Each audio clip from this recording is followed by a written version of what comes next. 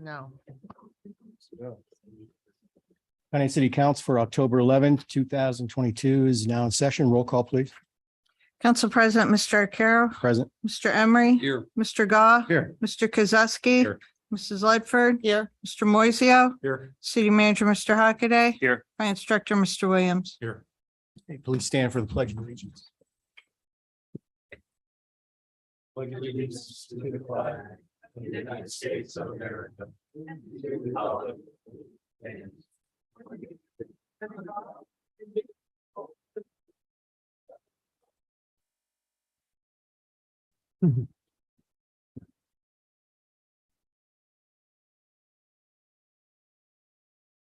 Okay, moving on to approval of the meeting minutes for September 26th, 2022. Are there any alterations or corrections? Hearing none, is there a motion? Make a motion, Mr. Arcaro. I'll second. Mr. Arcaro, Yes. Mr. Emery, Yes. Mr. Goff, Yes. Mr. Kozowski, Yes. Mrs. Ledford. Yes. Mr. Moiseo. Yes. Okay, the meeting minutes for September 26th are approved. Okay, we have a number of special presentations this evening, awards presentations. We have a full house, so bear with us. I'd like to call Mary Helen Mayer up front, please.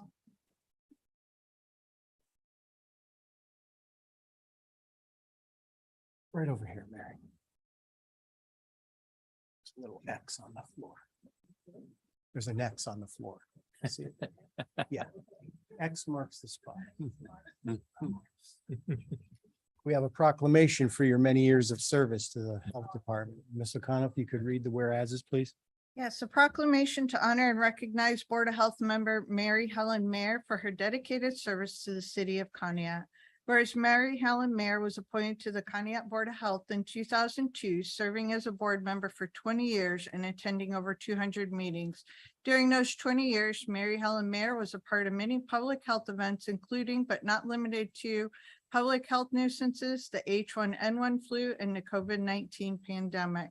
Whereas Mary Helen Mayer also was a part of many programs such as establishing the O&M program, CCHD plans and policies, the Community Health Needs Assessment and Community Health Improvement Plan, performing many services in the interest of public health for the citizens of the city of Conneaut.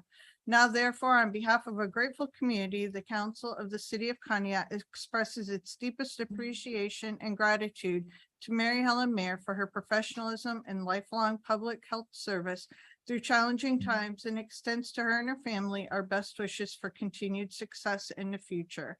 Signed this 11th day of October, 2022. Congratulations, Mary.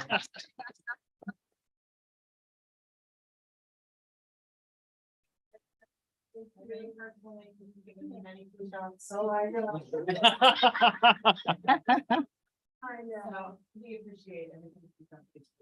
I think they're an excellent role model of what. Even though I'm a Hawkeye by trade. Well, that's all right. Don't forget that. But thank you. We really appreciate it. I enjoyed every minute of it. Even sitting by Carl.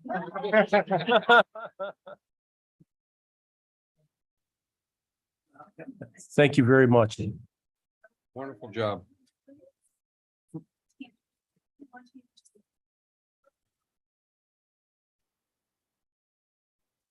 Thank you very much. I enjoyed it all. I'll miss the girl. Aw. Even Carl. Heck, Carl. You're welcome.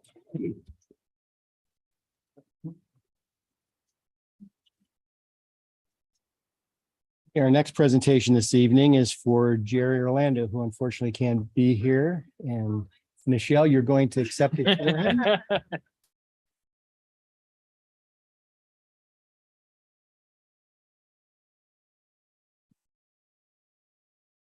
Jerry is also retiring from the Board of Health. So Ms. O'Connell, if you could read the whereases into the record. A proclamation to honor and recognize Board of Health member Jerry Orlando for his dedicated service to the city of Conneaut. Whereas Jerry Orlando was appointed to the Conneaut Board of Health in 1997, serving as a board member for 25 years and attending over 200 meetings. During those 25 years, Jerry Orlando was part of many public health events, including but not limited to the H1N1 flu and the COVID-19 pandemic, and performed many services in the interest of public health for the citizens of the city of Conneaut. Whereas a board member, Jerry Orlando was also part of many programs such as the sanitary sewer project on the east side of Conneaut, assisting in establishing the O&M program and the CCHD plans and policies. He also contributed to the Community Health Needs Assessment and Community Health Improvement Plan. Now therefore, on behalf of a grateful community, the Council of the City of Conneaut expresses its deepest appreciation and gratitude to Jerry Orlando for his professionalism and lifelong public health service through challenging times, and extends to him and his family our best wishes for continued success in the future. Signed this 11th day of October, 2022.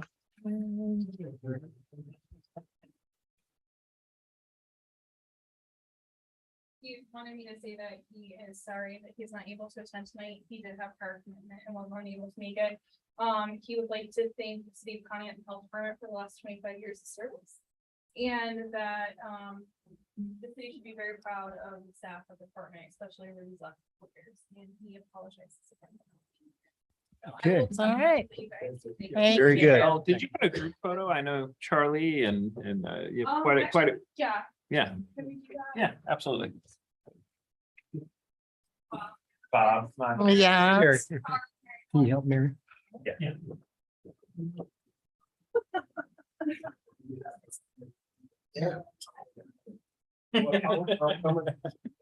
We said. What you doing, Bob? Good to see you, buddy. Good to see you. How you been? Not bad. Oh, yeah. One way or the other. I'm Brian Answer tonight. Yeah.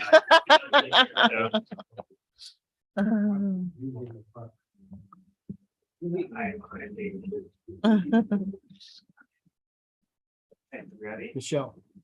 You want to put those up? Yeah. Yeah.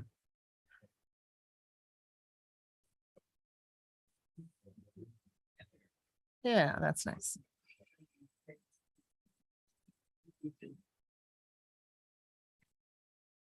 Perfect, thank you. Yeah, very nice. Thank you again. Yes, thank you guys very much.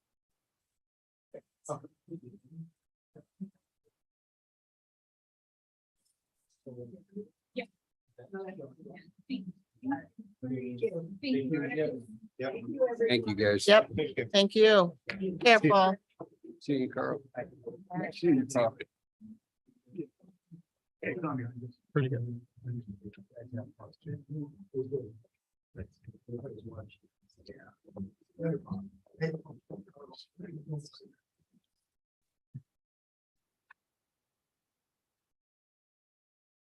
Our next presentation is a proclamation for UH Conneaut Medical Center for their 100th anniversary. Yay.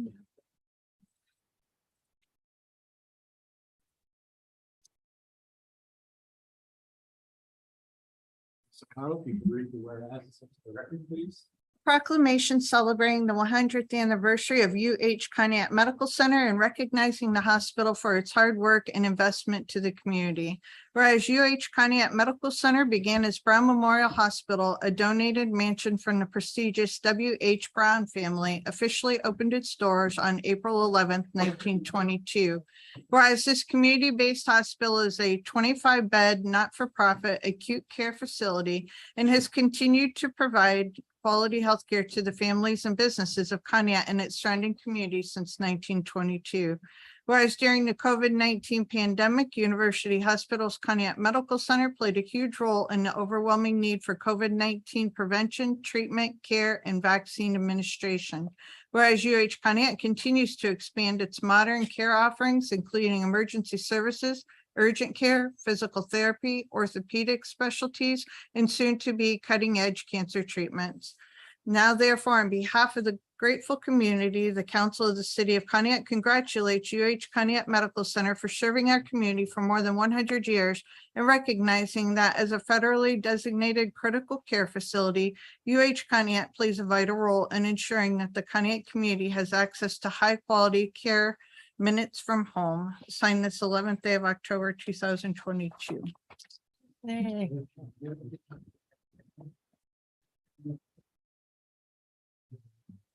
Sure, absolutely. I want to thank everyone here because this is an award that, a couple months or a couple years ago, I may not have appreciated the same way. 100 years almost seems like a given for a hospital these days, but maybe it used to. But there have been 3 hospitals that closed in the Cleveland area just in the last year. So, what keeps us going is you, the community. So I want to thank you for that. Thank you for your support. We've raised actually over $500,000 to keep our cancer center growing and thriving, and we've offered a lot of new services at the hospital as well. So thank you again for the support of the community and this group here today. So thank you. You have an Thank you. upcoming event.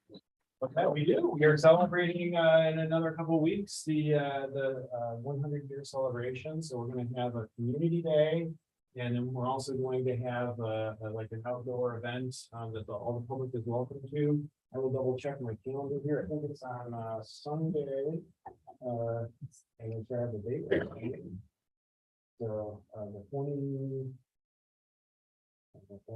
23rd. So everyone's, community is welcome. We're going to have a lot of events at the hospital. So we're going to try to get the date right there. But exciting to have fun as well.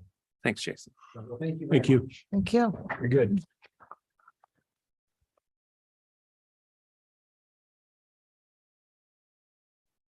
Okay, our final awards presentation this evening is our Spartan of the Month. And we have Sophia Magnuson in chambers with us tonight. Family can come forward to gather around.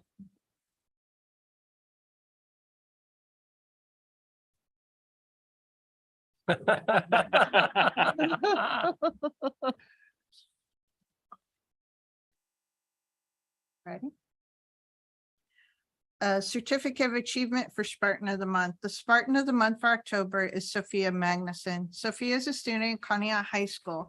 She was nominated by computer teacher Dennis Distorath, who stated, "Sophia is an extremely hardworking student who strives to be the best. Her work ethic, dedication, and positive attitude are large contributors to her success. Sophia takes a challenging schedule of classes and is involved in many things at school where she often takes a leadership role. She is a true Spartan." Signed by council members Thomas Kozeski, Oki Emery, and dated this 11th day of October, 2022.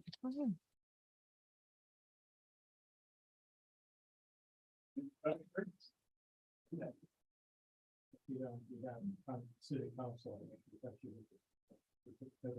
Achievement and recognition about your accomplishments. Thank you. Thank you.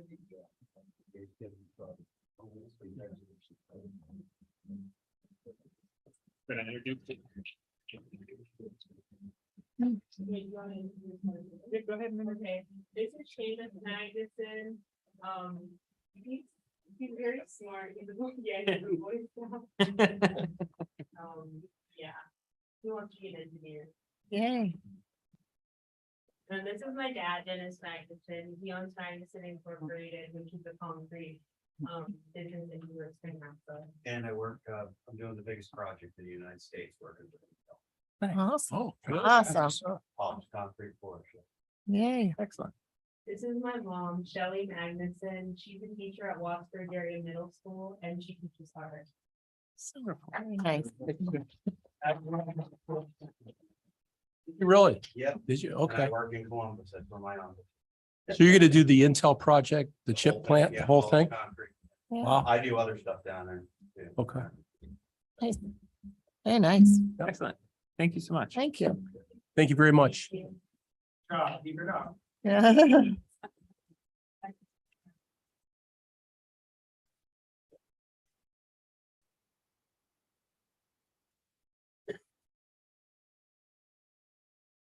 Okay, next up is communications. Does council have any communications?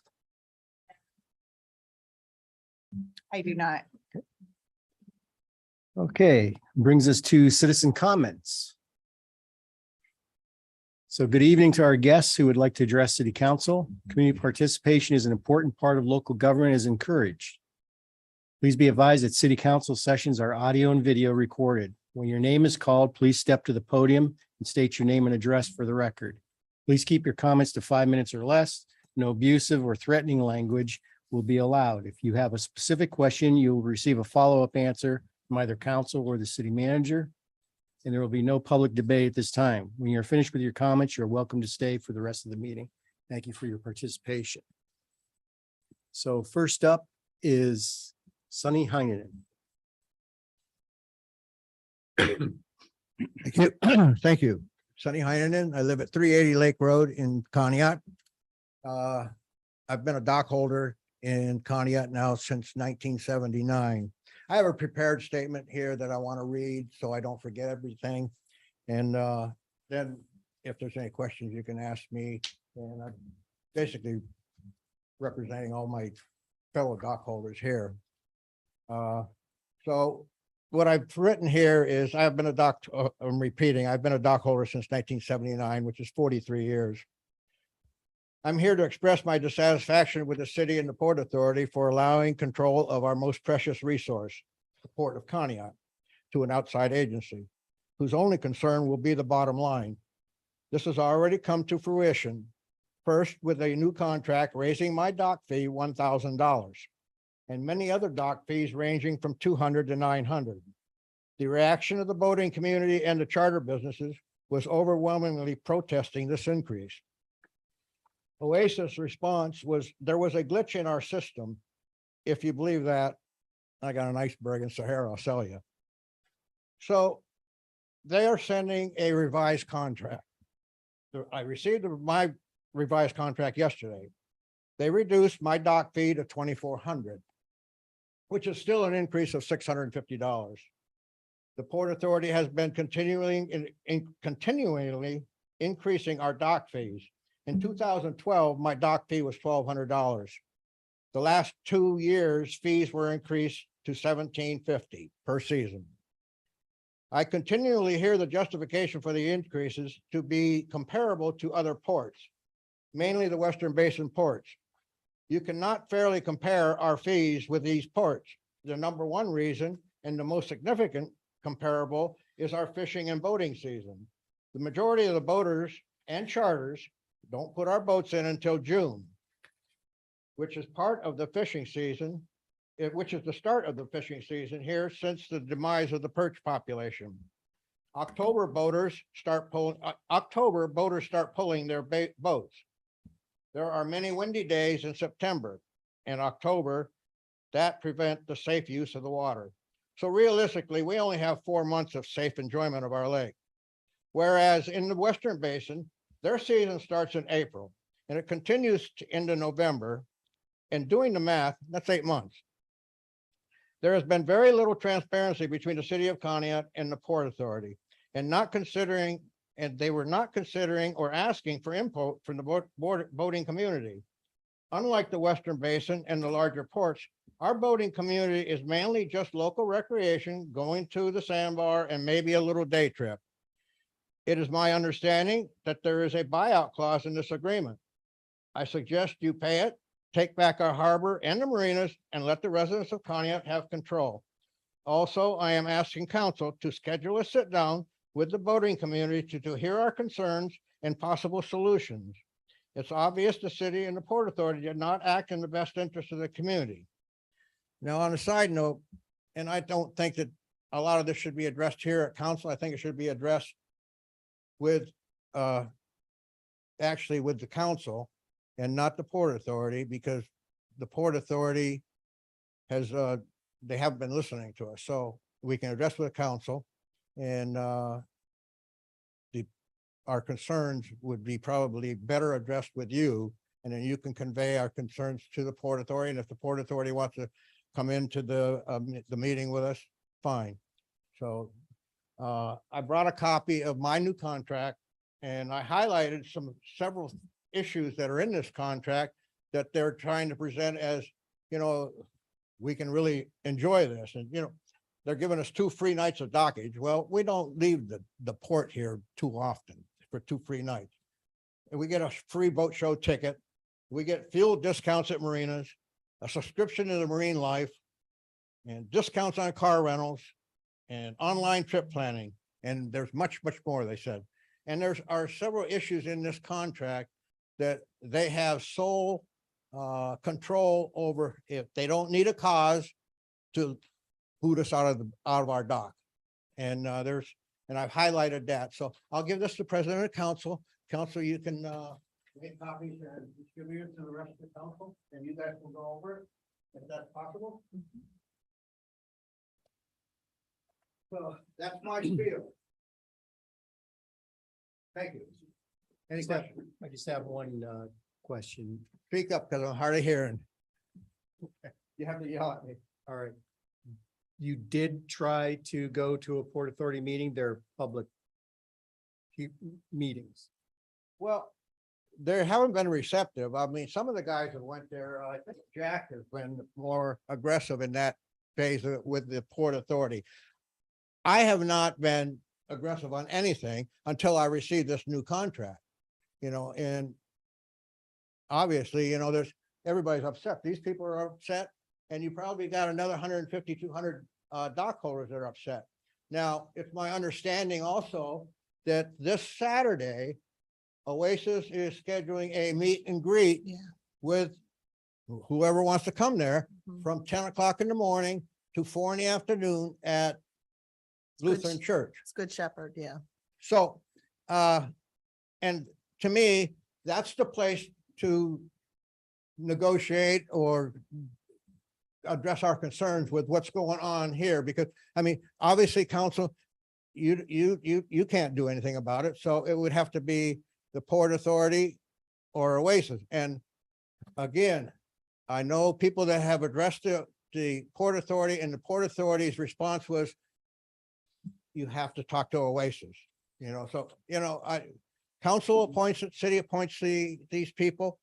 I mean, I've been told that some of them have full-time jobs, they don't have the time. Well, in my opinion, if they don't have the time, resign, and you can appoint people there that has the time. And there's plenty of us that have the time. I've been retired 14 years. I mean, let me go back a little bit.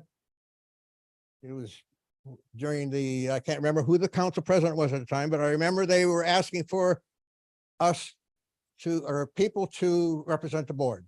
And I turned in my resume, and because it's lacking down at the Port Authority. I don't know how many of those people on the board right now own a boat.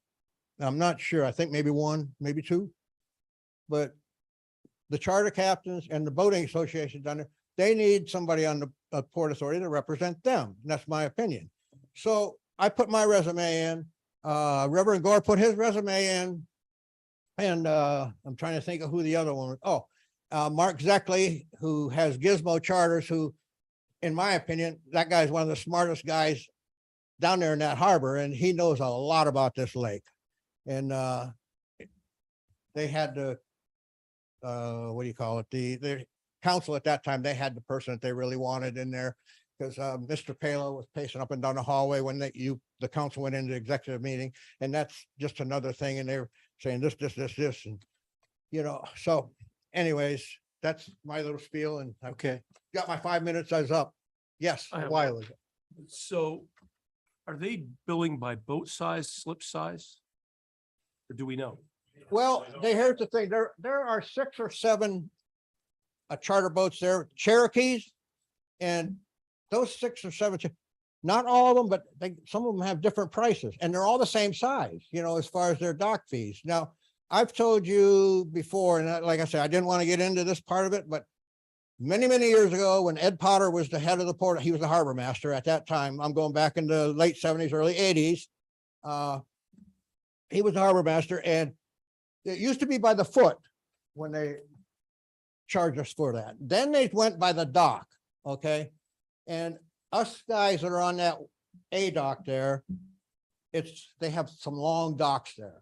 However, and they tried to, well, they didn't try, they sent us a bill for the whole length of that dock. Well, I was one of the ones that complained, and I know Bubba Puchowski had a boat and he complained. And if you go to that wall there, the lake level fluctuates up and down, you know, throughout the years. Some years, what we call, there's non-navigable water. So how can you charge, we need 36 inches of draft, you know, my boat does, you know, for water to be safe without hitting the bottom. So, and I just went down the dock. It's 18 feet from that wall out to hit navigable water. So the Port Authority, in their wisdom, said, yes, we'll just charge you for a 30-foot dock instead of 45-foot dock because it's non-navigable. You can't use it, you know. Right now, it's up there, but the non-navigable water is only about 12 feet instead of the 18 feet, but it's going to fluctuate. So I don't know about the size of the docks, but there's inconsistencies on the size of the docks, you know, as far as the fees. So Has insurance requirements changed or anything changed? yes, the insurance, according to this contract, the insurance, they are mandating us to include them on our policy. So we have to notify our insurance company that, hey, Oasis wants to be attached to our policy and also the Port of Conneaut, which I'm okay with that. There's no extra fee with it. But there's several clauses in there. There's $50 per, if you added, Well, my insurance company, I'm just speaking for me right now. My insurance company, there's no extra. And I believe there's no extra on your insurance company. They have to send a whole different thing to Oasis. and Yes. the Port. So like I say, There's- again, I want to emphasize, can we have councils, you know, set up a meeting, we can get people together and then address our concerns and then convey it to Port Authority. If they still have any control or whatever, you know, on this harbor, I just can't fathom us giving away. I know I read in the papers and everything, how beautiful our lake is, and that's our new income resource, you know, is the beauty of the lake and everything, which, you know, tourism. We got one of the worst roads down there. It's so ugly, it's pathetic. I've been complaining for 43 years. I say, hey, pave our road. And I know when Mr. Eggleston was the city manager, the opportunity was, they had an opportunity to pave that road. And there was a member of the Port Authority that, well, he was going to provide the machinery and the manpower. All the Port Authority had to do was pay for the asphalt. And a member or members of the Port Authority says no. And now I know that there's been arguments on who owns it. The city owned it, the Port Authority owns it. It's the same with the lighting. There was a controversy with the lighting down there. Who owns it? The city or the Port Authority? And, you know, nobody wanted to say, hey, let's fix this. So I don't know. I know I went way over my 5 minutes, so I appreciate that. Well, Okay. Thank you. Well, just bear in mind that They should go to that. the Port Authority meets on the third Thursday of every month, and it is a public meeting. You guys can go to the meeting, and that would be the proper venue. And also, I would definitely encourage this meet and greet that So you can actually talk to this Oasis. Oasis Yeah. group is. So the- Yes, Yeah, we plan on it. I didn't say, but if you go to the Port Authority now, they give you the phone number or they tell you to go see Oasis. Yeah. that's why I think No, it's real no, I'm important for the referring meeting. To their meeting is a public meeting and Saturday. 10 you're o'clock. allowed to attend it. And you're allowed to address it. Yeah. They don't want to hear about the dock. They said it's not theirs. Well, but again, it's a public meeting and you're understand allowed to that. address them. So Thursday at 6 PM, Thursday, the 20th at 6 PM is the next Port Authority meeting But the Oasis people are gonna be at Good Shepherd on the Saturday. on the 14th. Okay. So The Saturday, I definitely like, agree with you, Tammy, that Saturday is the time Yeah. for us to voice our concerns. and yeah. as a, and I think all of you They should have- go, you know, definitely go as Here's a the group, thing. The meet and greet is on Saturday. right? The majority of the dock holders aren't here anymore. They're pulled their boats and they're gone, you know? Oh, So there's well, just us locals. for you guys, There's one, two, three, well, seven out of towners here, but they're still here. Okay. And Yeah. if we can pass the word to the rest of them, say, hey, now's the time absolutely, to address your concerns. absolutely, yes. I appreciate that. Appreciate Yeah. your time. Thank you. Thank you. Thank you. Okay, next we have Jack Pochowski. Good evening. Jack Polchowski, 1000 Sandusky Street, Conneaut, Ohio. Didn't want to get on this, but I'm going to get on it real quick. Port Authority, I've dealt with on numerous occasions. It's a waste of time trying to talk to people that have no knowledge of waterfront, no boat knowledge, no knowledge of launching boats, docks, how boats run. I could take every fish in Lake Erie, lay it on this table, and they wouldn't be able to pick them up. So I don't even want to talk about the Port Authority, because that's a very sore subject. I'm gonna tell you right now, I've been to them meetings, okay? And it's nothing but a waste of time. I'm sorry, there's people on that board that have no knowledge. They might have degrees, they might be educated, but they have no common sense. I'm sorry. Okay, but just real quick, some things that Sonny alluded to here. I mean, we could have filled this room up with dock holders. Okay, it's not necessary. We don't feel at this time, okay? I mean, this deal right now basically is a money grab. I mean, it's outright gouging, period. I mean, 5% increase, 10% increase, come on, that's fine. But what they're doing, no. You know, and I'm just curious, was this company's background ever checked? I did a little investigating, made some calls, drove to Lorraine, talked to some people. I got a lot of negative feedback up there, and the season's over pretty much. That's just from people hanging around, okay? And there's too much detail to get into as far as bang for the buck, okay? There's other marinas that have a lot more amenities than we do, and we're paying as much as, if not more than what they are with these increases. Okay, it's one of the highest rates around. It's going to be a crushing blow to Conneaut, I'm going to tell you right now. It's going to push a lot of low-income dock holders out.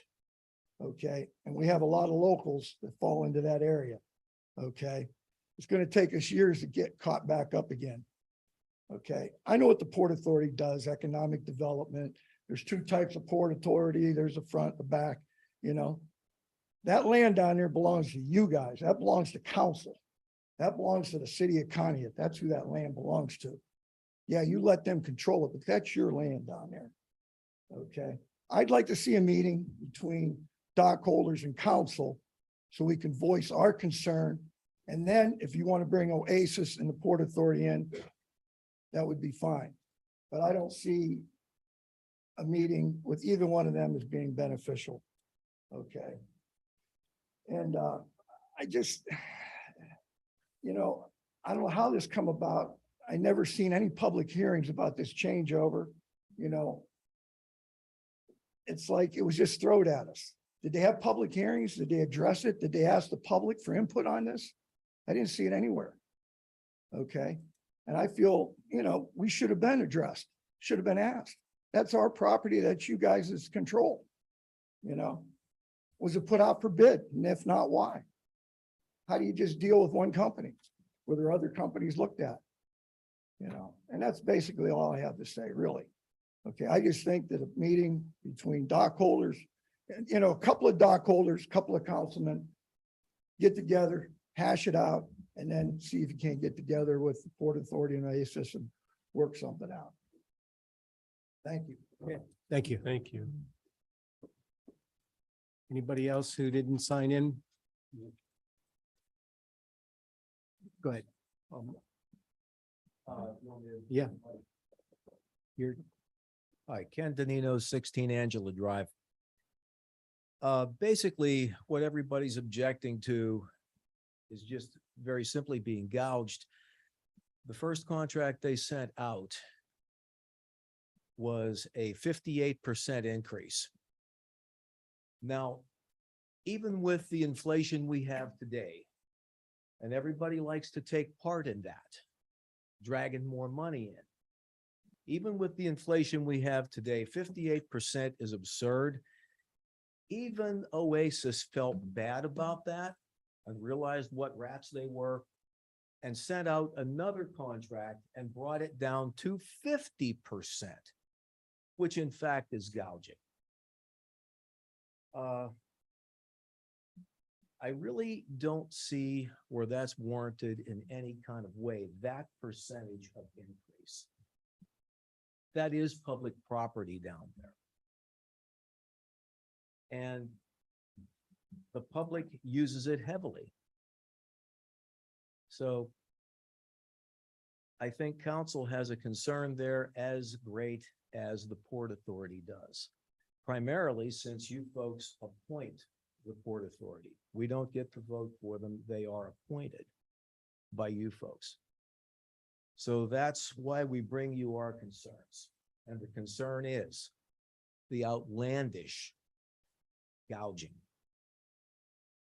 Thank you. Okay, thank you all.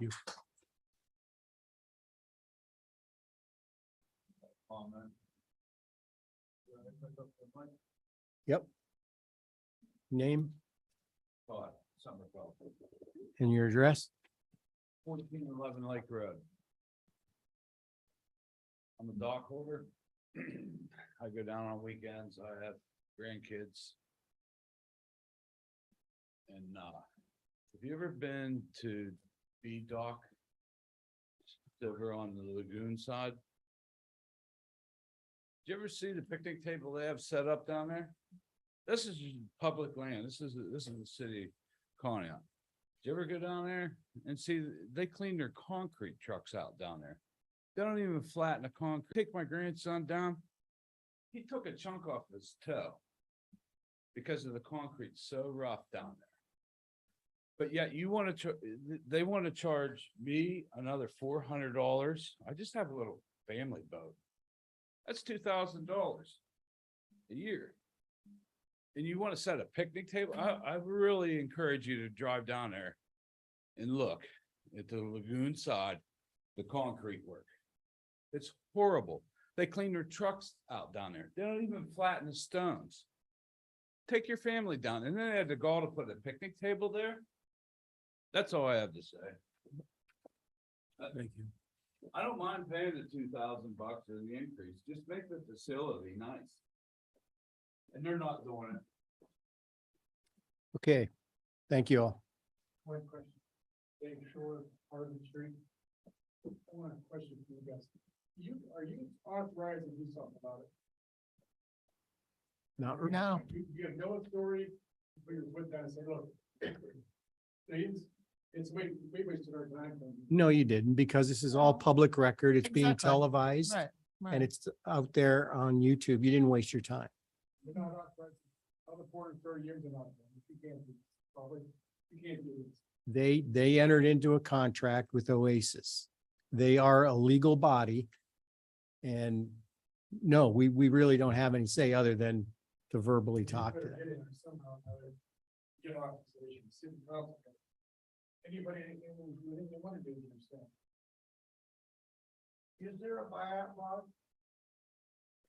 Do you know? Does anybody know? I just have I don't know. Good. I've heard of one. I don't know. I haven't seen a contract. And I think, is anybody requested to see the contract between the Port Authority and this Oasis Management? Is anybody- It's a public record. I looked it up. So they have to provide that contract. That's. Okay. How are we to go back? No, we didn't know this was happening. Just make a public records request. You guys can look at it. There is a buyout clause, but I think you need to be a little bit aware that there's a difference between who sets rates and who, I don't know that Oasis sets the final rates. So without the consent of the Port Authority. So, I mean, I think you're having two separate discussions. And I think the most important discussion that you need to have is before coming up here is having a discussion with them and, you know, engaging with both Oasis and the Port Authority. Those board members are public. And if you wanted to request a special meeting and you didn't want to wait for the regular meeting because you're concerned about people leaving town, then call them.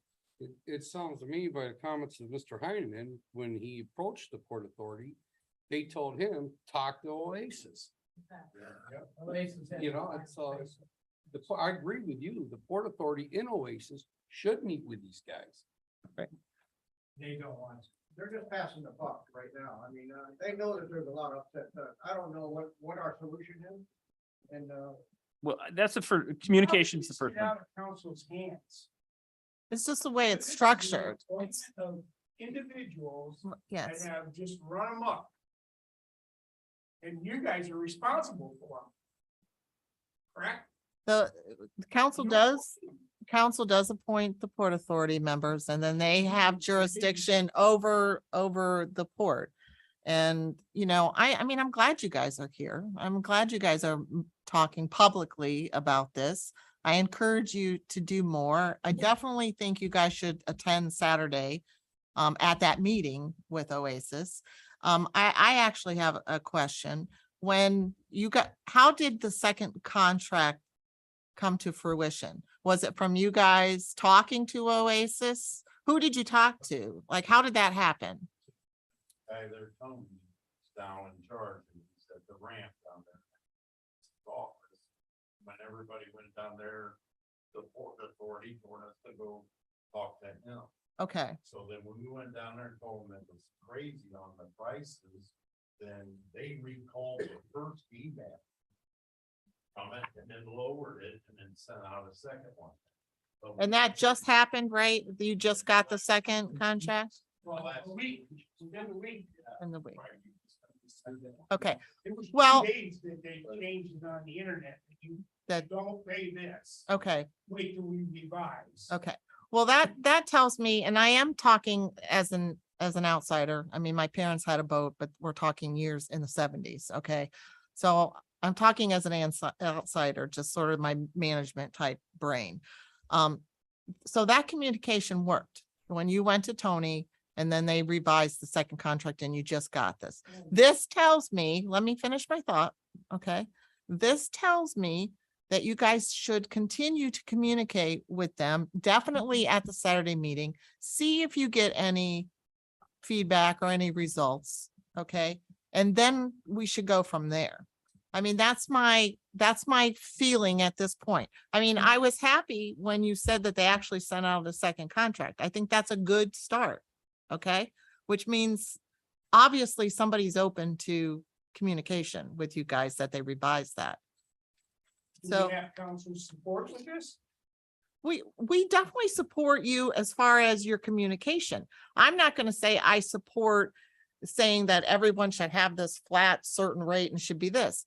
I am in favor of that port becoming what we envision it to be. Okay.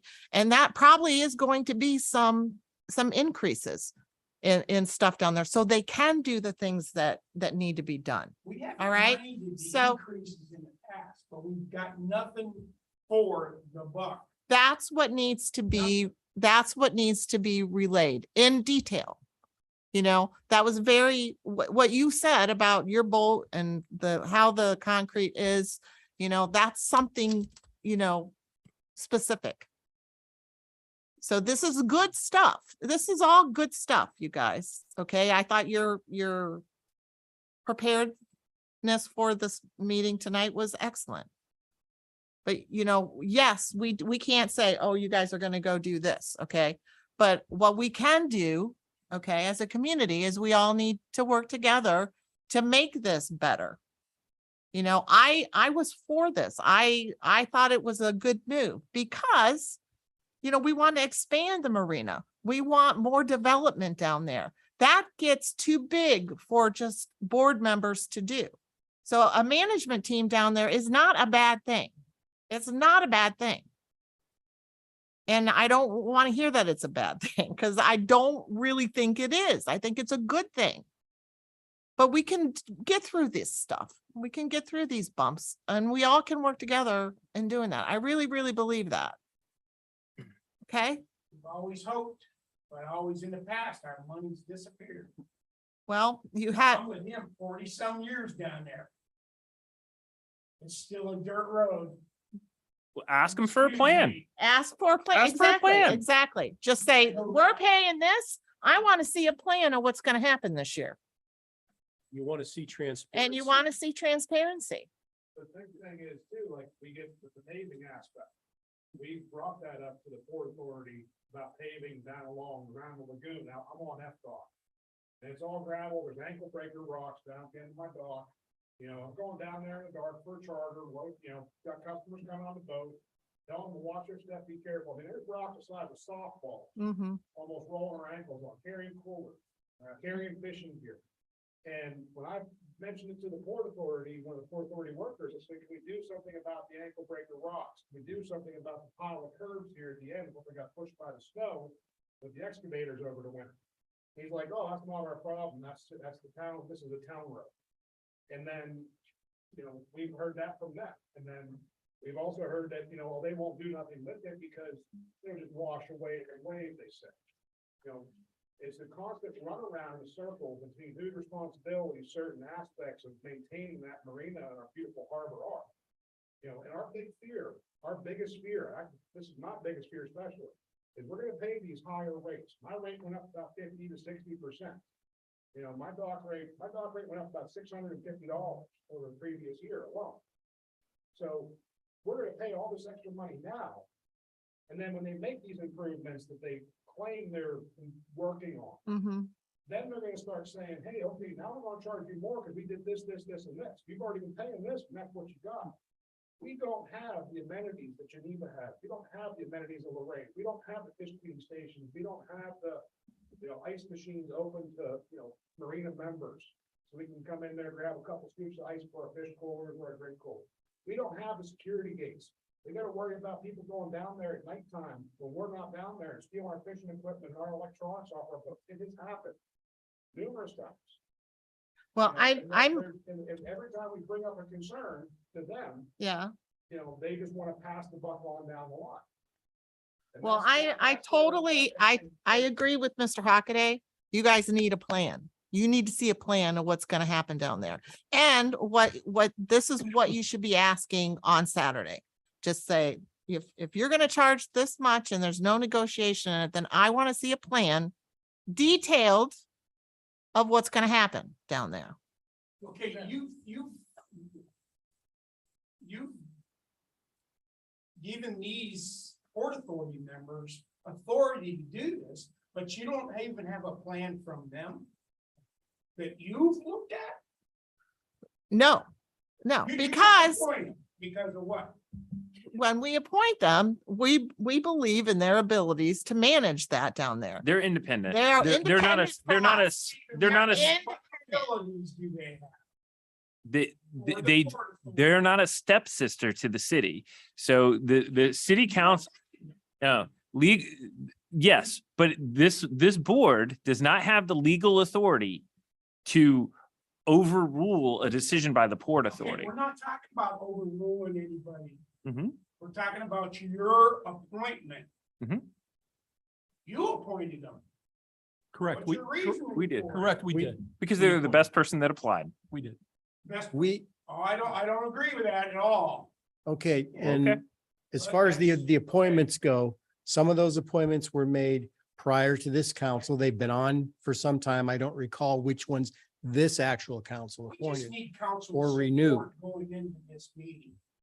Well, and I They- think they- you they do. have to be abiding to somebody. I think you do have our support, but we also support the Port Authority's economic and development endeavors. That's going to benefit the whole community. And as you know, the squeaky wheel gets the grease, and you talk to the proper people and relay your issues and problems, and I Yeah. hope they get solved. We'll try. Again, If we were running it, we would address it, but we're not. May I make one comment specifically to Tammy, what you mentioned? Yes, My biggest fear about bringing in a company like Oasis to a facility, particularly like this, in a town like this, is over gentrification, if that's a good word to use, over gentrification of the facility. Simply that. That is. I get that. I understand that. But also just keep in mind too, we're looking long-term, like visionary type things too, where somebody like that can make that stuff happen. And, so that's our mindset. And that's why, I supported this. I'm gonna tell you flat out. I support those people on the Port Authority. I support their decision. And not that you don't go into this thinking that there's not gonna be bumps in the road. Of course there is. There's gonna be some bumps in the road, but I still think that we can manage it. We can get through those bumps to your satisfaction. I really do. I mean, I believe that. You know, they were open to our concern. And once they got overwhelmed with us, they stopped addressing us. They put a sign on their door down there that if we have any concerns or whatever, call this number. So they quit talking to us. And then that's when we got this new contract. Yeah. So. Well, it was keep just in a mind- temporary thing. Keep in mind, like how we have had dialogue this evening is productive. Okay? If you go down there and you're upset to begin with, and then you just get upset, it makes people very defensive. So we don't want that, I you don't know? think anybody was and- down there being irate. Okay, good. Cause we don't want that, and nothing good is gonna come of that. You know, yeah. We know the millions of dollars to get the back figure, it was granted to the water fund. I read about it in the paper. Yeah, Jim, do you want to speak to The 19 million. Well, that's something? that's for the industrial. It was 19.5 and it's for a rail spur and for the Conneaut Port Connector to connect the Deepwater Port to US Route 20. It has nothing to do with that portion. The other thing that you might be referring to is the dredge material facility. We're going to be doing a groundbreaking later this month. That is up to just shy of $16 million in total funding. It's 100%. Well, That's no. something that's separate. It's separate. It has to do with the maintenance of the Deepwater Port, where the iron ore comes in. Now, let me tell you something. So that port hasn't been dredged since 2019 because state law prohibits open lake dumping. So the Army Corps can't dredge it until this facility is constructed. The Army Corps maintains the recreational channel as a result of the relationship with the commercial shipping channel. So your channel hasn't been dredged since then either. So without that dredge material facility moving forward, you will lose your recreational marina altogether, period, end of sentence.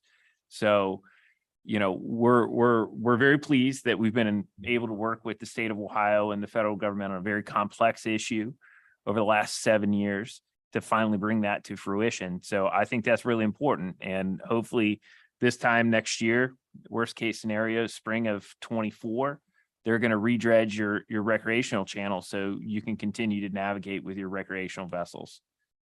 And regarding the other project that you're referring to, the new marina will be Expansion. along Naylor Drive. And that's also in the works. We got money to do the infrastructure. Of Yes. course. I just want you to understand my benefit on quite a bit about price. They absolutely do not know anything about pricing. They have no control. They said everything is done by the rates. So don't think that the Port Authority is okay in this. They don't have a clue of what at least they're saying. So, you know, you get down there and try to talk to them, they shove you to Oasis. You get down there and they said, well, we got another thing coming. And it's only good for 1 year, but Tony's told me down there.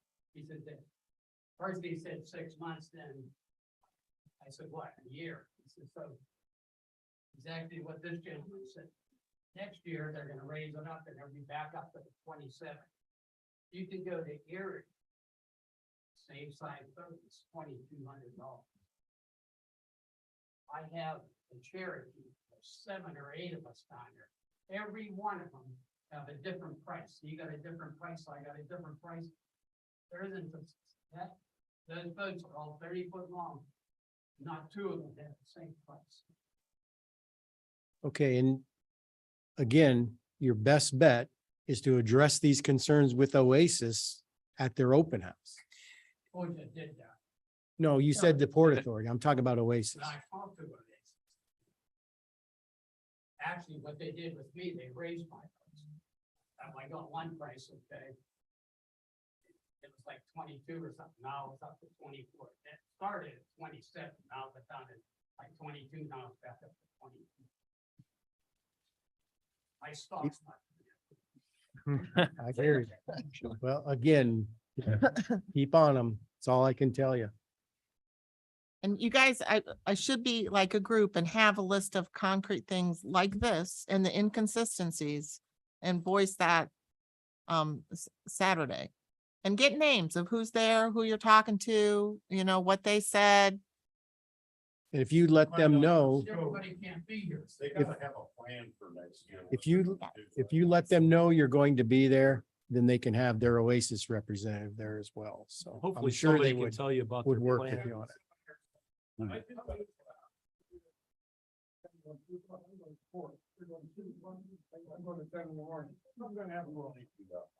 Ma'am, Yeah, she. had a ma'am, in the question. back there, you had Had a your hand up. Enough on my vote, okay? The contract, I have that of my insurance on the vote. It's in the contract. If I don't do it, I don't get it done.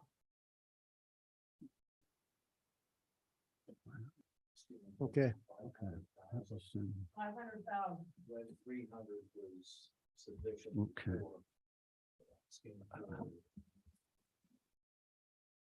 Can you go up that much? I didn't know. How many are charter boat captains? All right, so you're businessmen here in the city of Conneaut, correct? We have to be in compliance with the Coast Guard charter captain, we have to carry $1 million to be in compliance with the Coast Guard laws and rules. We also have to belong to a consortium for a drug screening. There's as many things that we have to be in For compliance licensure. with in order to operate our charter boat. Right. You know, otherwise the Coast Guard will be the first one down there, snatch your license, don't say you can't be going no more. But my point is, you're businessmen here in the city of Conneaut. What's that, sir? You're businessmen here in the city of Conneaut. Yeah. You're like a business on Main Street here. You're businessmen. You provide a service. We bring in,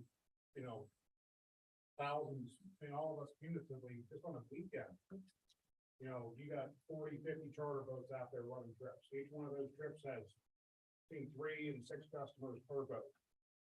That's money coming into the restaurants, money coming into the Tourism, town, money sure. coming in, that's getting, we're bringing it to the area. And these rates, we're not gonna get the return on investment. I'll take my operation to Erie. I'll take my operation to Geneva. I'll take my operation somewhere else. And I'm not the only one that has that feeling. The town's gonna lose out when you got a bunch of empty slips down there. And especially if charter boats start leaving, we're like the redheaded stepchildren down. We're always, frowned upon by a lot of them.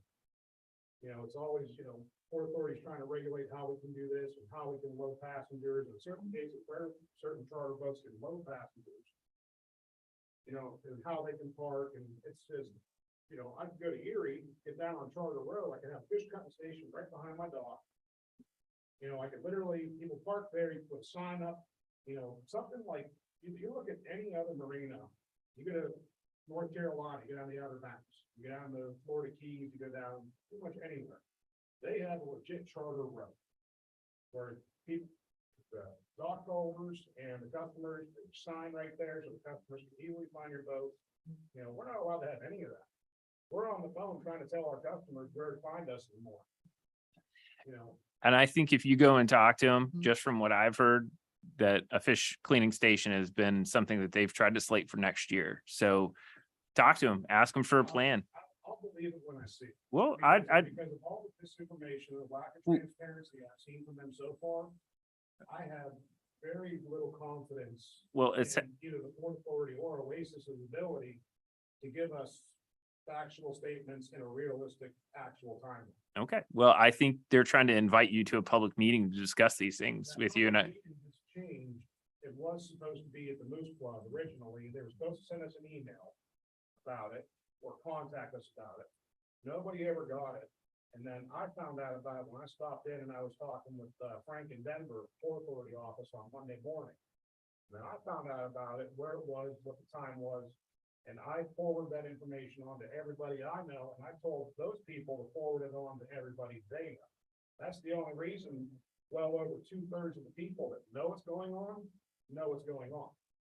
Is because we've taken the initiative to tell our fellow dock holders when this is happening.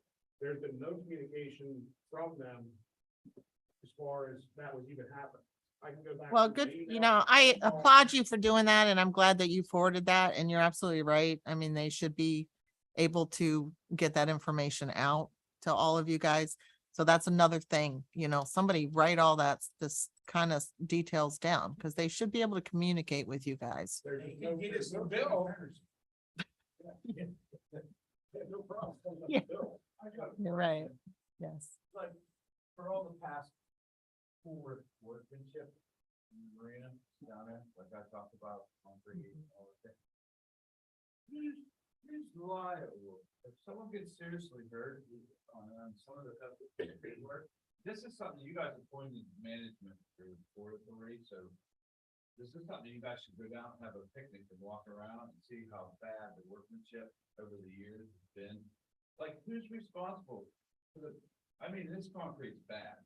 I mean, it's got rocks sticking up. Like I told you, my grandson ripped his toe off on it and he had Crocs on when he did it. Who's actually liable for this?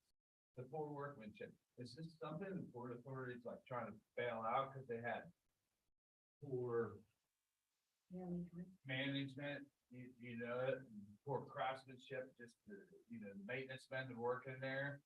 Is that they bailing out because it's so ugly looking and bad?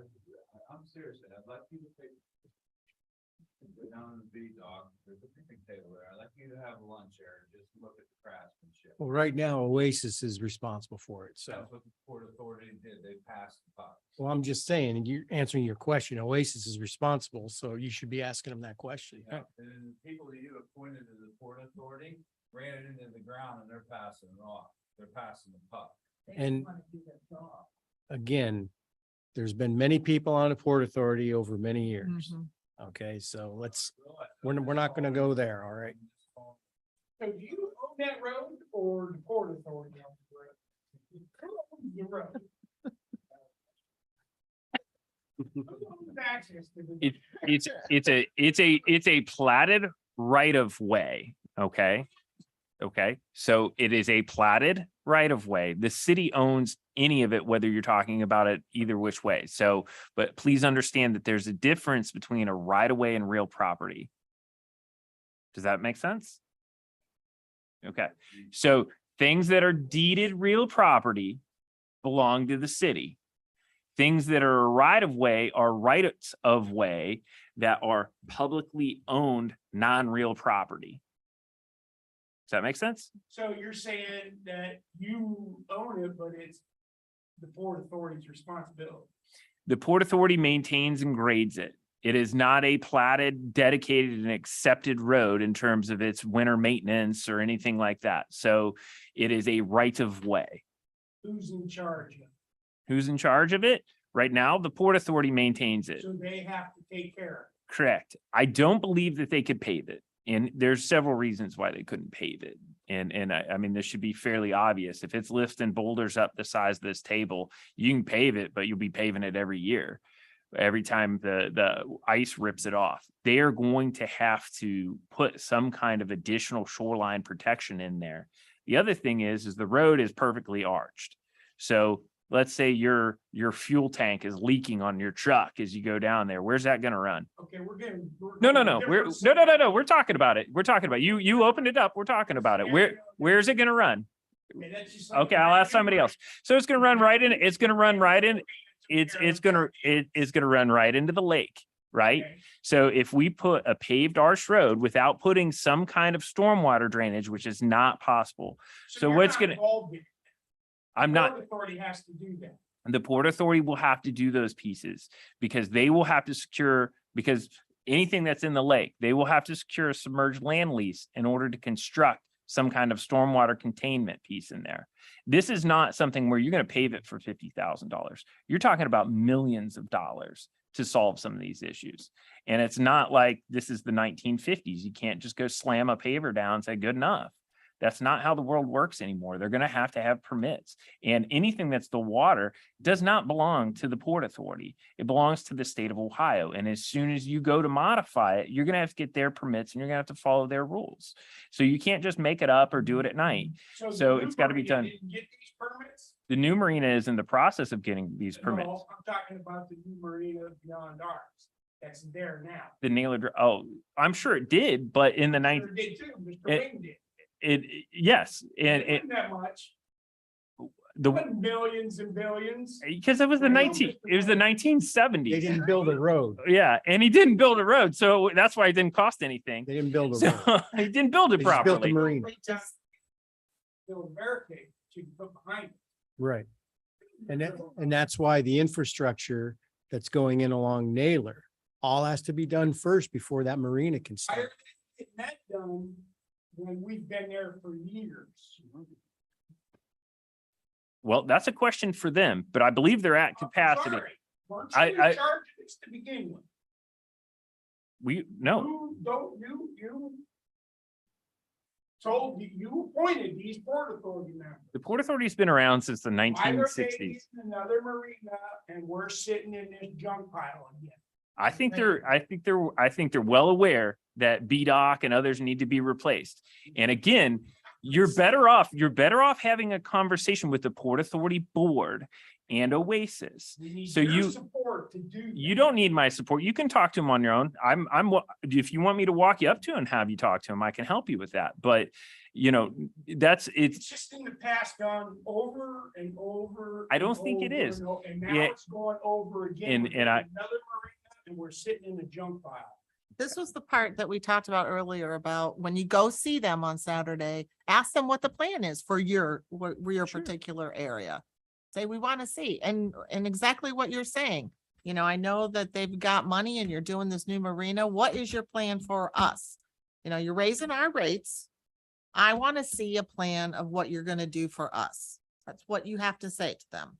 and I know Marina has, Oasis Who had, gave them this property to do this new marina? Where did this deal come from? what are you talking about? What are you talking? There's- I don't there's even no know what you're property. talking about. What do you mean? You gotta have shorefront there. Whose property is that? Port authorities or the cities? It's, Whose road's that? That's a city road that Yeah, they're going to construct the marina two. and it will have to be built to these specifications. That's why it's On a costing a city fortune. road, Correct, not a port authority road. correct. Naylor On a Drive city is, road. right. That's correct. And we voted, we approved the grant process and the permitting process. We approved it. We don't know why we don't know why they never improved Marina Drive. We're always on the bad end of it. Well, and I get that, and I would feel the same way. This is why it's important to keep communicating like you're doing. And like he said, squeaky wheel gets the grease, and do it constructively on Saturday and ask for a plan. Get a plan, And hopefully they will tell you that they're going to improve Marina Drive. which I feel like that's what. That would Overall certainly show plan you is- something for your money. I think Yeah. there was a presentation at the time. Yes, Does Yes. council know who owns the Conneaut Boat Club? Who owns the city of Boat Conneaut Club? owns it. The city of Conneaut does. The city of Conneaut owns all of the property. It's an operations lease, so it's not a land lease. Do you guys know what I'm talking about? Like, so the Port Authority has a land lease with the city of Conneaut. Okay, so they, Same thing with CNN that you have there. yes. So, well, yeah, I mean, anybody can lease a piece of property, right? So the city owns the property. It is sublet through a master lease to the Port Authority. So the Port Authority has fully operational control as well as developmental control of all that property. Okay, what they've entered into, instead of spending $100,000 a year on a one-person manager to come in and come run operations, they have chosen to contract those operations. It's an operations lease. It is not a land lease. Right. They have no ownership interest they're in only, the they're only property. managing it. So all the boat owners say in the lagoon dock area, we could do the same thing that the Conneaut Port or the Conneaut Boat Club did. I don't understand what you're saying. What'd they do? We could all get together and lease.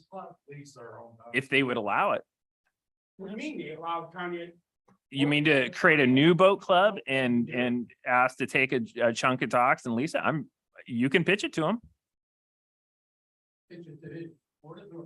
Well, it sounds like Oasis, So they're the it's- management they're company. managing It's it. Oasis now. In, So the Conneaut Boat Club doesn't have an agreement with council. No, No. But you own the land. correct. And we lease it to the Port Authority, and the Port Authority manages that property on our behalf. So their lease is with the Port Authority. So you would have some say if boating association wanted to start their own club, No, you would have to go to the Port Authority to do that. the Port Authority had to go to you to do that. No, with the we Conneaut Boat lease, Club, right? we lease the whole thing. No, we did not approve anything with Conneaut That's Boat been Club. there for years. It's not as long as the Port Authority, sir. So their lease is from the 1990s. The Port Authority's been there since the 1960s. That lagoon has not been. I know my dad gave the railroad ties to make that lagoon. Well, you should read their foundational documents. You should read the incorporation of the Port Authority, and you should, Well, that was with the fisheries there, that you're. Okay. You're still We can't saying change, that the Port Authority. the if city we has, have to go through them, for them to go to you to give us a no, lease. we will not approve a lease for you. The city does not negotiate with individual parties. We lease the entire Port Authority, That whole, the entire port. If you want to sublease some portion of that port, you must go to the Port Authority or their managing agent, which would be Oasis. we can't change the past, Bubba. Okay, I understand that, but who? Man, I can't believe that the Port Authority had the authority to hire. A an manager? Outside manager. it's just a, on public property. it's not that uncommon because it's not uncommon to hire managers. To hire a professional To management firm? handle, yeah, I mean, it happens. What would all be the the time. difference between hiring an employee and a firm? Approval of the public, yes. It's not Joe. They don't have the approval of the public. They're not a public agency in the traditional sense. They're a quasi-public agency. They're a port authority. Some of their business is conducted in the public and some of it is not. That is the traditional status of the Port Authority. If you, Want to push the money, I understand. no, Okay, it's, you have to follow the Ohio Revised Code, sir. Because you go through the Port Authority, and that you don't have to be responsible for Do you- it. But you the- still come to the That's, point. Okay, let me stop you right there. This is the kind of thing that's so frustrating for someone like me on council. Is that you kind of have this in your head that there's some, crazy conspiracy type thing happening for like a money grab or whatever. It's not the case. It's We're not the looking at case. the way No, that we I- can own it ourselves. That's what we're looking for. Do we have to hire an attorney and get everybody together and say, hey, this is our proposal to who? To council? Or do Oasis, we have to if you go- want your own Back association, to Oasis? Hey, yes, because they're how managing long is that it. term? 5 years 5 years. 5 years. How long is the county and boat close? lease, that's something totally different. See? Well, And- I don't but yet it's the understand. Same land. No. You're getting, it's all. It's not you're getting land, it's- confused. Yeah, It's- no. And Service. their lease was with the Same Port market. Authority. Yeah. I mean, We have to get an attorney to go look at this. you can get an attorney. Go ahead. Whatever. I don't to me, Go to the Oasis. go to meeting. that meeting and venture your, They don't want to hear anything. well, do it anyway. Do it anyway. So the bottom line is the Port Authority is a Thanks. political subdivision. And under 4582, they're a public body. You can go there, voice your opinions. They can go into executive session, basically kind of, they should listen to you. They should. They Public should, but hearing. the bottom line is that they have a responsibility in my book to be answerable to, just like we are, to the citizens and the taxpayers of this community. And that's the bottom line. And then I think if there was transparency, we probably wouldn't be having these discussions right now. That's just my opinion. Whether someone likes it or not, I really don't care. I'm just saying we need to be transparent and then present absolutely things. agree. Why is this We need going more up? Transparency. Because we're gonna renovate over here. We're gonna take care of these problems. And that's what we need to do. We But just don't don't wanna be twist the misled. law. It is a public body. I looked it up. I read it. If not, go to common police court, file suit, get your public records, and then see what happens. Yeah, we just don't want. I think- I'm just saying. Okay, I'm just throwing it listen, out there. listen, I don't. We all have the same, We'll talk to them. We'll see what please they do, say. and then let us know, then let we us know, say Go flag. and let us know, All right. okay? You haven't No, given. don't them- let us know, then you can take. it. Then you can take whatever, Yeah, but you know, we want, This is. getting- everybody wants this to work, okay? We want this to work. We want it to grow. We've always We, wanted to grow. and that's what we Every want time too. You know, we've been there for how many years? I And the know, money I know. just keeps flying up. Well, this is why, keep They it up. knew they had to do this to fix it a long time ago. Why hasn't the process started? Well, we're doing it now. So let's iron out these bumps in the road and let's try to get it going. You know, but we are where we are. Let's not litigate the We'll start past. Another marina. That's what gets me. Thank you. I get it. I get it. Okay, thank you, guys.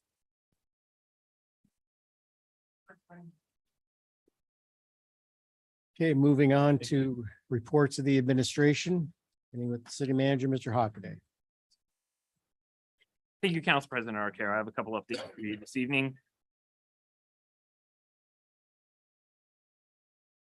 Sorry. Can we get the- So I did a presentation with ODOT over a municipal bridge application for the replacement of the Old Main Bridge.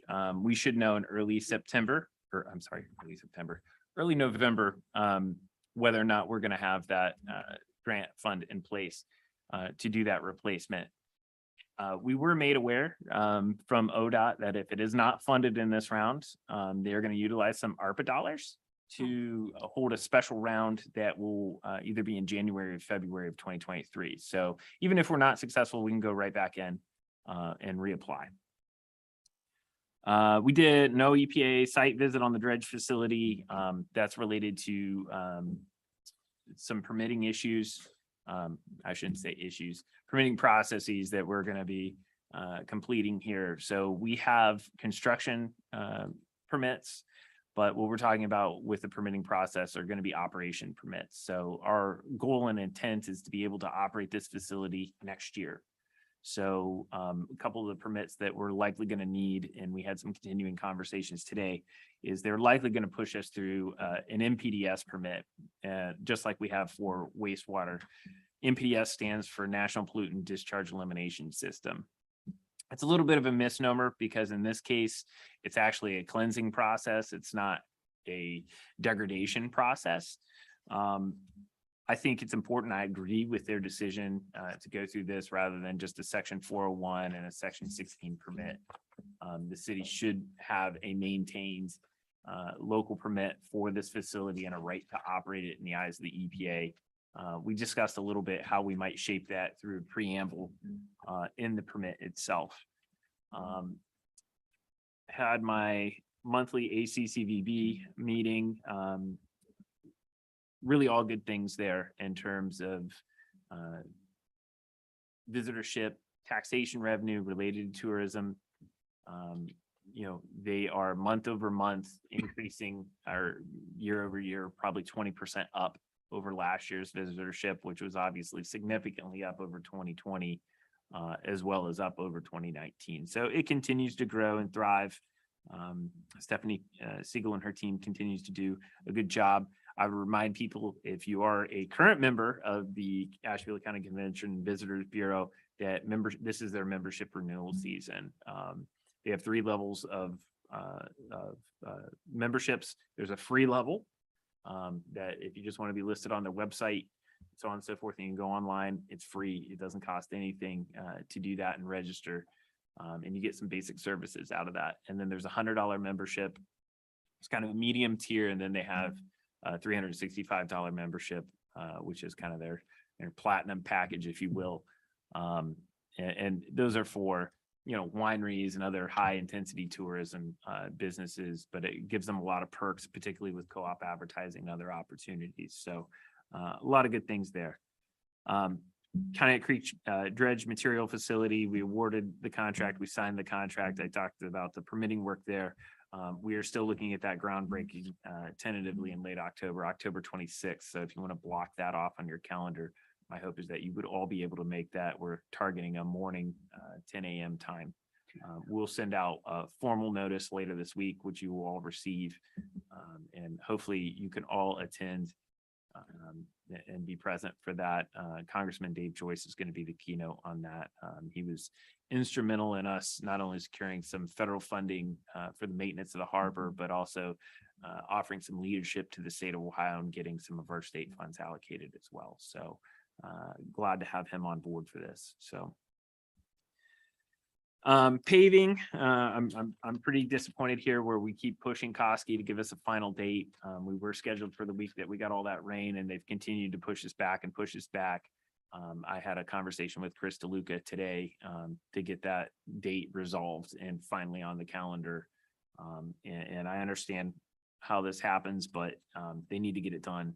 There's a deadline at the end of October that is kind of a drop dead deadline that they need to honor and abide by. So as soon as I have that final rescheduled date, I will be getting that to you. A static building, just a quick thing, the above ground chemicals that are in various containers inside the building that is scheduled for remediation on October 18th. As far as the sub agreement, I am still waiting for Growth Partnerships review and comments on that. I know we're going to reach out to an attorney and have them review that sub grant agreement, make sure they're okay with it. So once I have their final response back, we will sign that, execute it, and get the RFPs brought back to council for approval. Okay. Water filtration improvements, my understanding is the VFDs are completely installed at this point. They're working on filter bed 4. The last kind of slow item is the telemetry system. The telemetry system is a little bit delayed. I don't know whether that's parts acquisition or whatever, but I know Crystal Luca with CT has been pushing very hard. We will have this project completed before the end of the year, so we don't have to carry it over into next year. So they're confident that they're going to get that done. There are still some ODOT punch list items that we were discussing with ODOT, anything from stuff on some broken concrete, so on and so forth, that will require replacement out on 20. I saw them out there today, saw cutting on a few and working on them. So they're trying to clean up that punch list item so that project can be completely closed. Route 20 sewer lining. So we got our final pay app on the standardized work that was on Route 20. That included the lining, the laterals, and the manhole sealing. We were significantly under budget on that. So Brian was able to include Walnut and West Jackson in that without coming back to council for a change order. So I went ahead and executed that change order for them to proceed on that. So in the next couple of weeks, they are going to be working on Walnut, and then they will also be working on West Jackson to line those two couple items there. So I'm glad we were able to squeeze those extra items in. I know they were important to Brian. We didn't want to leave them until next year. Not too much on Broad Street that I want to cover.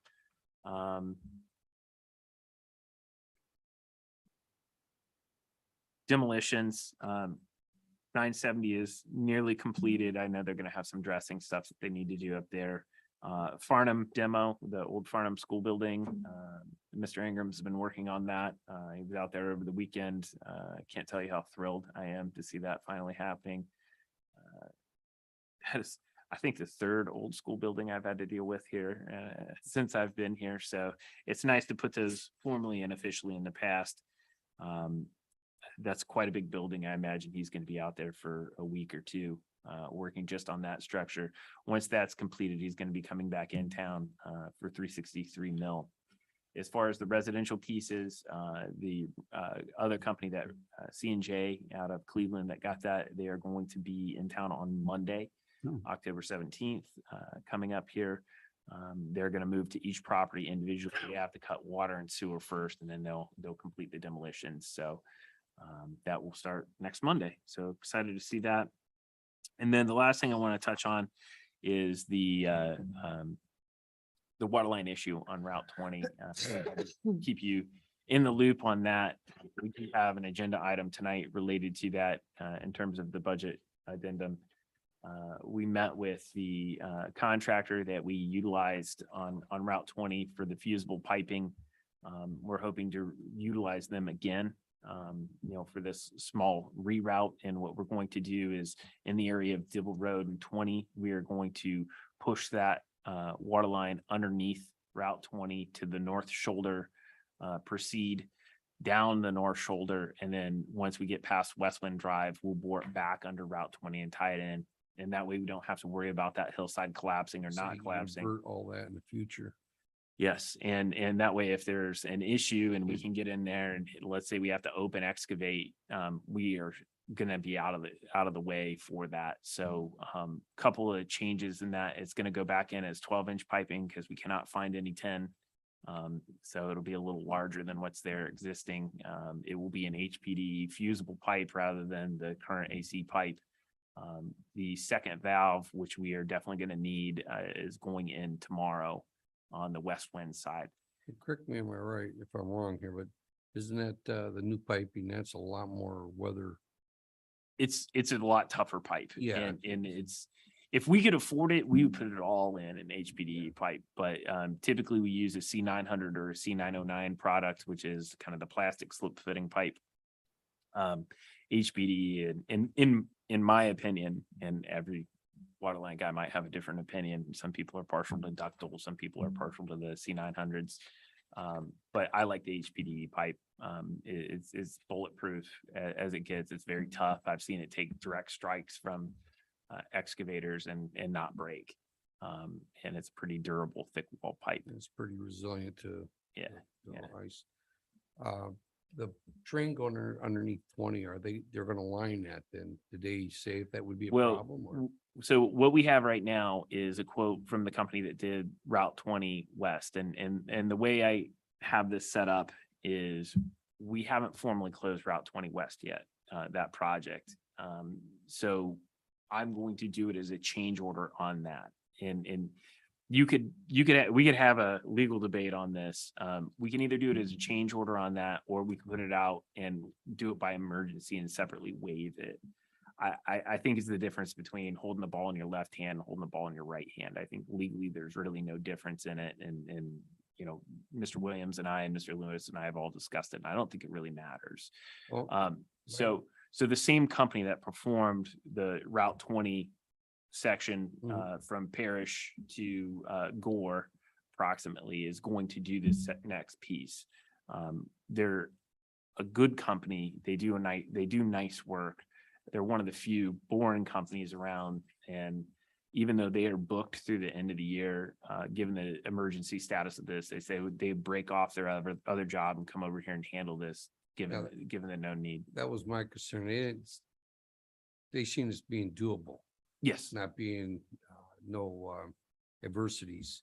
Well, so I would say the normal amount of adversity as working on Route 20. So, when we pitch under that road and bore, we're going to be boring under a 4-inch residential gas main, an 8-inch medium pressure gas main, and a telecom line that we know they don't know where it's at. Yeah, So, potentials there. yeah, which is, and they struck it the last time because it was mismarked and it wasn't the contractor's fault. They weren't held liable for it.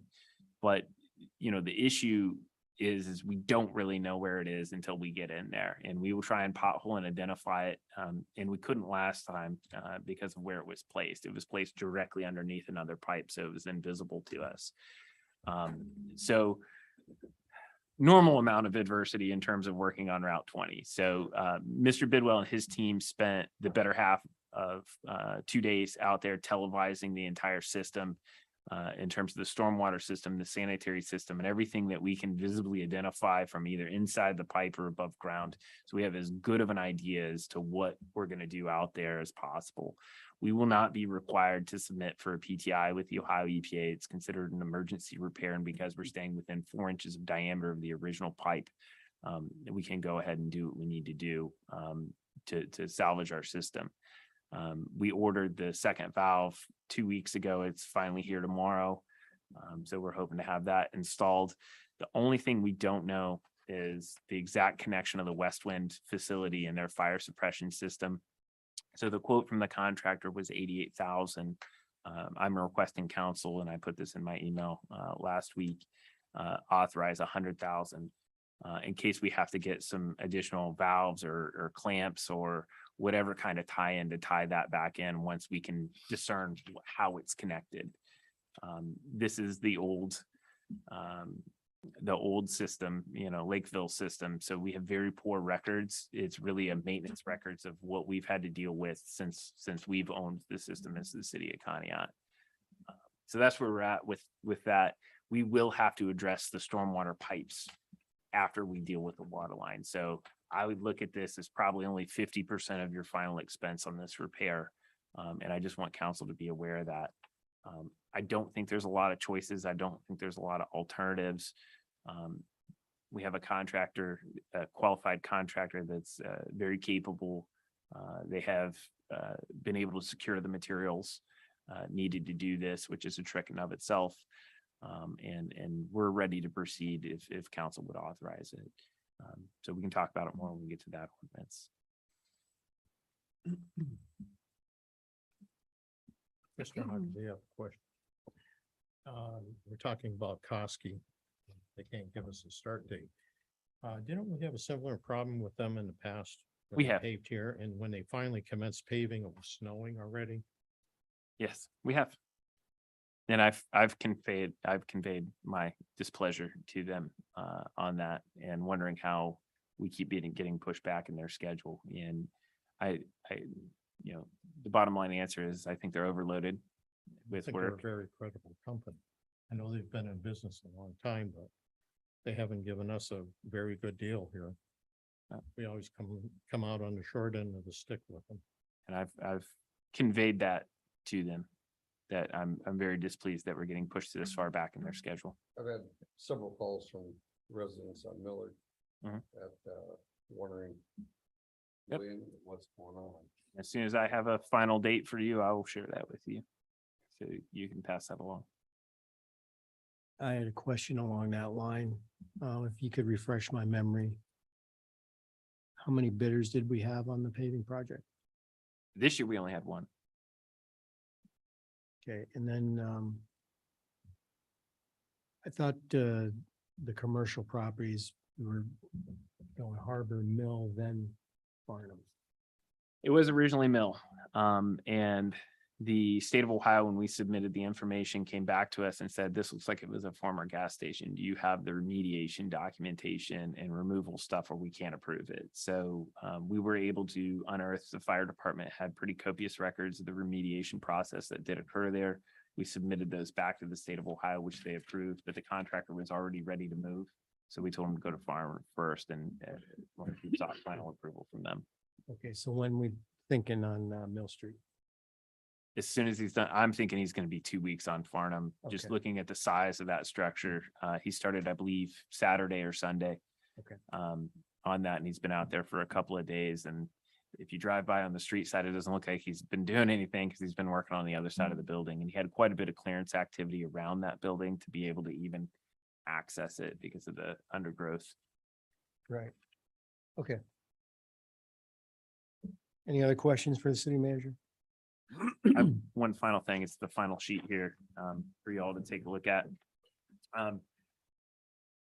that time of year again for medical renewals. The market average this year is in the range of 10 to 11%. We were very pleased to receive a renewal that was in the neighborhood of a 5% increase.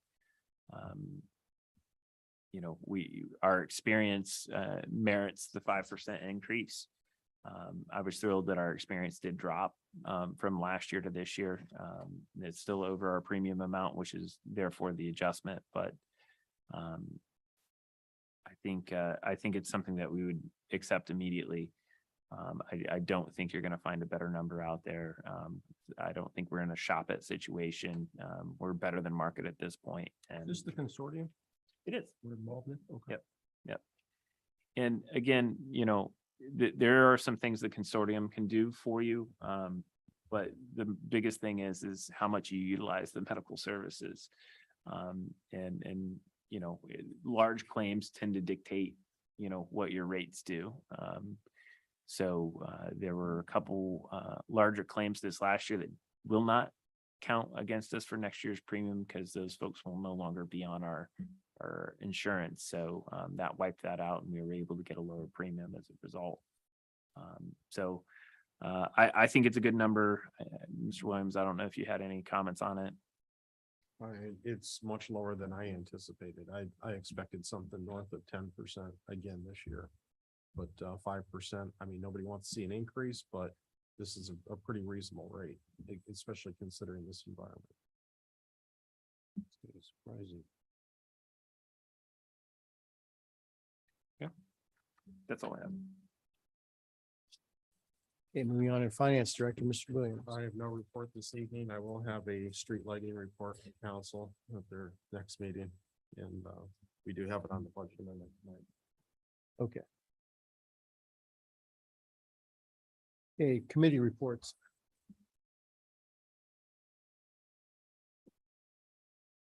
Hearing none, liaison reports. I have planning commission okayed site plans for the Harbor Street, Park Avenue parking lot construction. The parking lot is being put in by the Conneaut Port Authority and will be a gated computerized arm with a parking fee and will be implemented. When the parking lot has at capacity, the arm will not be able to go up to take it. And you'll use a card, debit or credit to get in. Where's that parking lot gonna be? Harbor and Park. Bottom line, Next to it. west side. Got it. No, that helps the parking down there. Can't hurt. Yeah, been looking pretty nasty, so that'll be a nice improvement. Any other liaison reports? I have a report this evening, Mr. Arcaro. The Cable Advisory Board met September 27th. Starting some highlights, starting October 4th, CAB began airing political candidate interviews taped in September on Sunrise Live. Starting this week, the League of Women Voters debate held October 6th in Geauga County with several statewide races relevant to local audiences will be on the schedule. Political candidate content will then be deleted November 9th.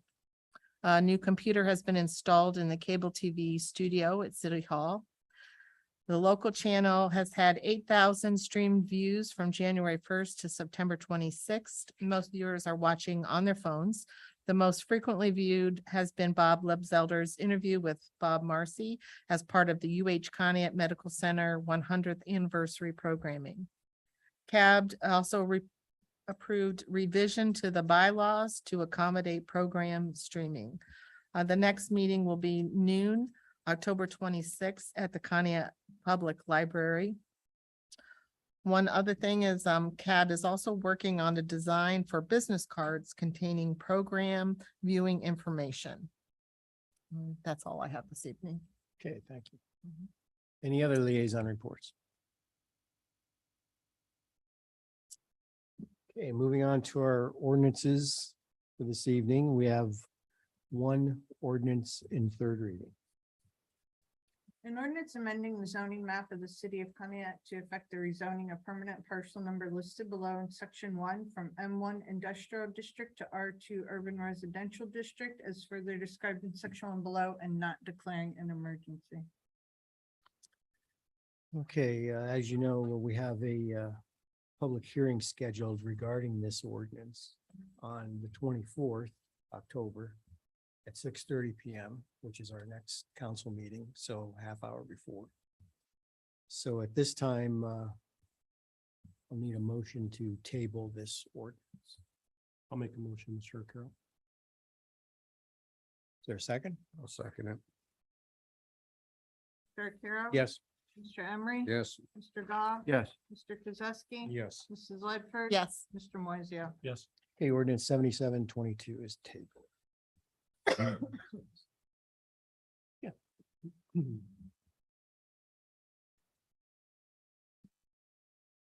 Okay, no ordinances in second reading, and we have 5 in first reading to consider, and we will begin with 8622. An ordinance to authorize payment to the following contractor in the amount listed in section 1 below pursuant to section 5705.41 D1 of the Ohio Revised Code and declaring an emergency. Mr. Williams. We had 2 vendors where the funds were encumbered after the liability was incurred. So council has to approve it. One is for Centerra for fuel for $8,495.98. And one is for truck specialist for the sewer jet repair in the amount of $4,724.24. Okay, and that is the reason for the declaring an emergency, correct? Yes. Okay, are there any questions or comments regarding this ordinance? There's a motion to proceed. I'll make a motion to suspend the 3 reading rule on ordinance 86-22. There's a motion to suspend a 3 reading rule on ordinance 8622. Is there a second? Second. Mr. Arcaro? Yes. Mr. Emery? Yes. Mr. Goff? Yes. Mr. Kozowski? Yes. Mrs. Ledford? Yes. Mr. Moiseo? Yes. Hey, Mrs. Ledford, the 3 reading rule has been suspended. This time I'd like to declare ordinance 86-22 an emergency. There's a motion to declare ordinance 8622 an emergency. Is there a second? Second. Mr. Arcaro? Yes. Mr. Emery? Yes. Mr. Goff? Yes. Mr. Kozowski? Yes. Mrs. Ledford? Yes. Mr. Moiseo? Yes. Hey, Mrs. Ledford, emergency's been declared. This time I'd like to act on ordinance 86-22. Motion to act on ordinance 8622. Is there a second? Second. Mr. Arcaro? Yes. Mr. Emery? Yes. Mr. Goff? Yes. Mr. Kozowski? Yes. Mrs. Ledford? Yes. Mr. Moiseo? Yes. Hey, ordinance 8622 is passed. Move on to ordinance 8722. An ordinance to amend the 2022 budget through appropriations and fund and interfund transfers attached to and marked Exhibit A. Mr. Williams. This is a rather lengthy budget amendment. Most of it, though, is trying to find decreases in appropriations to offset the increases. We were able to do it in every fund except for the sewer department. The first one is the general fund. All of the increases and decreases that we found are related to the fire department, mainly the fire truck repair to truck 212. That's $30,000. The chief had requested some additional monies in general repairs and maintenance and fuel, as well as incidentals. As I said, we were able to offset those increases, so the net impact on the general fund is zero. Same thing with the street department, mainly to adjust for the fuel. We're able to find $17,300 in increase in fuel. We had to decrease quite a few line items in order to fund that because they have no additional revenue to appropriate at this time. So there's a loan principal adjustment and interest adjustment that is related to East County paving. That project came in lower than anticipated. So when we prepare the amortization schedules and the appropriations for council, we use the maximum amount because it came in lower. We were able to reduce that principal appropriation. So total increases were about 18.8 and the decreases were the same. Street lighting. This is one where this is the maximum certified revenue that we have that we can appropriate at this time. The only way to appropriate more money is for that revenue estimate to exceed our estimate. So actual revenue has to be above the estimate. Right now, it's not there. I'm anticipating that we'll be able to cover this certified revenue of $7,227. That will cover the bill through November. As I said, I'm going to have a report for council about street lighting. I talked to, excuse me, the city manager's assistant today. She had indicated that last year at this time, the street lighting bill was $17,500. This year it's $22,000. We've been seeing large increases on there. We're going to investigate it a little bit further because as Mr. Hockaday had told me today, it's all based on tariff. So we're going to look into that a little bit further, but we're still running somewhat behind. So I will have a more detailed report for you at our next meeting. Sewer department, I emailed this late this afternoon. Mr. Bidwell, the wastewater director had some increases. Mainly overtime, we have an employee that's been off. And a significant amount of the budget has been depleted for that. In addition to the recent rainstorms that required overtime. I won't go through all of them, but utilities. The natural gas increase this year because of the poor quality methane that they typically use to heat. So that required an increase. Operations, lab testing and chemicals, all, fuel related and just inflation. I mean, just everything is costing more now. Same thing with the water department. So there's $54,000 worth of increases. No decreases on that one. In the water fund, the main one is, as Mr. Hockaday had just discussed, is the repair on the water line on Route 20. That's about $100,000 repair. We were able to decrease some engineering services and some equipment capital improvements, some excess appropriations there to offset that. In addition, the water treatment plant needed increases in sludge hauling, repair, maintenance of equipment, and distribution needed increases in maintenance, fuel, and operations. So there were 125,000 in appropriation increases and 125,000 in decreases. So the net effect on the water fund is zero. Last one is Parks Department. We needed some additional fuel. I could not find any more decreases to come up with in the street department. So we did have a little bit of excess money in the Parks Department, that appropriation. So we were able to add 3,000 on that. So total fuel for the street department, they're running probably 12 to 15,000 a month. This should get them through December, and then we'll figure out what to do at that time. So grand total, if I net everything out, is $61,227. So that's it. If you have any questions, I'd be happy to answer them. I'd just like to say thank you. I mean, this isn't easy stuff Yeah, I mean. to we're- try to figure Yeah, out. we're trying to juggle. And numbers. we're trying to juggle a Yeah. lot, and I just want to say I appreciate everything you have to do to try to make this all work. So, Thank you. Yeah, appreciate it. you can tell that it's a lot. Yes, I would echo that. Applaud your efforts in finding the offsets. That's always a Yes. good Oh, thing. absolutely. Yeah. Any other questions or comments regarding this ordinance? Is there a motion to proceed? I'll make a motion to suspend the 3 reading rule on ordinance 87-22. Motion to suspend the 3 reroll on ordinance 8722. Is there a second? Second. Mr. Carroll. Yes. Mr. Emery. Yes. Mr. Goff. Yes. Mr. Kozowski. Yes. Mrs. Lightfoot. Yes. Mr. Moiseo. Yes. Ms. Ledford, the 3 reading rule has been suspended. This time I'd like to act on ordinance 87-22. Motion to act on ordinance 8722. Is there a second? Second. Mr. Carroll. Yes. Mr. Emery. Yes. Mr. Goff. Yes. Mr. Kozowski. Yes. Mrs. Lightfoot. Yes. Mr. Moiseo. Yes. Okay, ordinance 8722 is passed. Move on to ordinance 8822. An ordinance to create Fund 381 Broad Street Improvements for the purpose of accounting for the receipts and disbursements related to the Broad Street Improvement Project. Mr. Williams.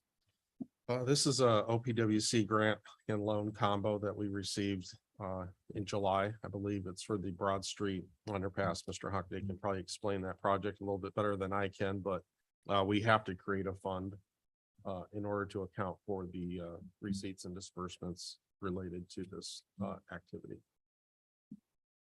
Okay, Mr. Hockaday, you want to add anything? Well, there are multiple grants. However, the only one that will pass directly across our books is going to be the OPWC. So there are 2 other elements of funding in there. The first is an ODOT Small Cities piece. And since this will be an ODOT-let project, it's not going to come to us directly and then back to them. And the other portion is they're giving us a credit. And forgive me, it's been 12 months since I've looked at it, but I believe it's about $140,000 credit that they're going to give us. Since this is a concrete segment road, I argued successfully with ODOT that we've never received urban paving dollars on this road. And they agreed to give us a credit for its reconstruction in concrete. as well. So we do need the fund, but it's going to be for the OPWC dollars. But I want you to know that there are other dollars that just don't necessarily stream through our books. Yeah, the total project is about almost 2.9 million. And 1.7, almost 1.8 million is the ODOT small cities. Right, so. Okay, any questions or comments regarding this ordinance? Is there a motion? Mr. Arcaro, I'd like to make a motion to waive the 3 reading rule on 8822. So motion to suspend 3 reading rule on ordinance 8822. Is there a second? Second. Mr. Arcaro? Yes. Mr. Emery? Yes. Mr. Goff? Yes. Mr. Kozowski? Yes. Mrs. Lightford? Yes. Mr. Moiseo? Yes. Okay, Mr. Moiseo, the 3 reading rule has been suspended. I'd like to make a motion to act on 88-22. There's a motion to act on ordinance 8822. Is there a second? Second. Mr. Arcaro? Yes. Mr. Emery? Yes. Mr. Goff? Yes. Mr. Kozowski? Yes. Mrs. Lightford? Yes. Mr. Moiseo? Yes. Okay, ordinance 8822 is passed. Move on to ordinance 8922. An ordinance authorizes the city manager to advertise for individual bids and enter into separate agreements for the purchase of the following items listed in section 1 and declaring an emergency. Mr. Hockaday. Okay, this is our commodities bid. So we do this every year. These are the quote unquote pens, paper clips. That the cities uses across the board. So a lot of these are chemicals that are used, acquired and used either at wastewater or drinking water for the treatment of those various facilities. There are other things in there like grass mowing or regularly contracted services on the city.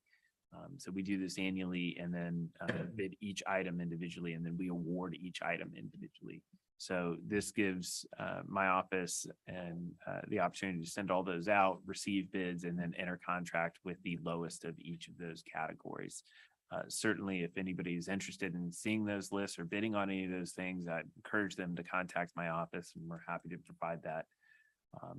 Like I said, it's anything from chemicals to grass mowing. It's kind of across the board. I appreciate Jessica Obhoff in my office and Molly in the law office who end up receiving those bids and typing each of those contracts. So this is a little bit of a tedium, but it's something that we do every year. And the only other note that I'll put in there is they typically do allow for fuel surcharges for delivery items. If we precluded that, we have a danger of not getting bidders. So some of the budget amendments that we just did, several of the delivery items in this last year have included a fuel surcharge for delivery, which is why you see us hitting cost overruns. I'm not aware of a better way to contain that, but I feel if that contractor is providing us the lowest and best cost on an item that's costing more to get here, that they do have the right to pass that along to us. Now we can reject or accept it at the time after the fact in contract. But at this time, I'm not putting a cap on fuel surcharging because we just don't know where it's going to go. And we look for an honest and best bid. Most of our contractors will charge it when there is $5 diesel and then drop it when they don't have it. But this last year on fuel prices alone has been a roller coaster, and we seem to be going back up, which is not good. So just want to add that little aside in there. Okay, any questions or comments regarding this ordinance? And the reason for the emergency is time? Yes, we want to be able to get those bids out and receive them back and then enter into contract before the end of the year. Okay. There a motion to proceed? I'll make a motion to suspend the 3 reading rule on ordinance 89-22. There's a motion to suspend a 3 re-roll on ordinance 8922. Is there a second? Second. Mr. Arcaro? Yes. Mr. Emery? Yes. Mr. Goff? Yes. Mr. Kozowski? Yes. Mrs. Lightford? Yes. Mr. Moiseo? Yes. Okay, Mrs. Ledford, the 3 reading rule has been suspended. Time I'd like to act on ordinance 89-22. Declare first. Oh, I'm sorry. Declare emergency on ordinance 89-22. Okay, there's a motion to declare an emergency on 8922. Is there a second? Second. Mr. Arcaro? Yes. Mr. Emery? Yes. Mr. Goff? Yes. Mr. Kozowski? Yes. Mrs. Lightford? Yes. Mr. Moiseo? Yes. Okay, Ms. Ledford, the emergency's been declared. This time I'd like to act on ordinance 89-22. Okay, emergency or motion to act on ordinance 89-22. Is there a second? Second. Mr. Arcaro? Yes. Mr. Emery? Yes. Mr. Goff? Yes. Mr. Kozowski? Yes. Mrs. Lightford? Yes. Mr. Moiseo? Yes. Okay, ordinance 89-22 is passed. Move on to our final ordinance for this evening, 90-22. An ordinance authorizing the city manager to accept change orders for phase 2 of the Route 20 water line project attached here to marked Exhibit A and declaring an emergency. Okay, you heard the city manager's explanation on this earlier. Yeah, you have something else? I don't. Okay. Any questions or comments regarding this ordinance? Is there a motion? I'll make a motion to suspend the 3 reading rule on ordinance 90-22. I think maybe so. Okay, there's a motion to suspend a 3 reading rule on ordinance 90-22. Is there a second? Second. Mr. Arcaro? Yes. Mr. Emery? Yes. Mr. Goff? Yes. Mr. Kozowski? Yes. Mrs. Lightford? Yes. Mr. Moiseo? Yes. Okay, Ms. Ledford, the 3 reading rule has been suspended. This time I'd like to declare ordinance 90-22 an emergency. There's a motion to declare ordinance 90-22 an emergency. Is there a second? Second. Mr. Arcaro? Yes. Mr. Emery? Yes. Mr. Goff? Yes. Mr. Kozowski? Yes. Mrs. Lightford? Yes. Mr. Moiseo? Yes. Okay, Ms. Ledford, emergency's been declared. This time I'd like to act on ordinance 90-22. Motion to act on ordinance 90-22. Is there a second? Second.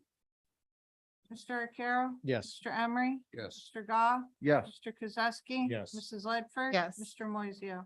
Yes. Okay, ordinance 90-22 is passed. On to unfinished and old business.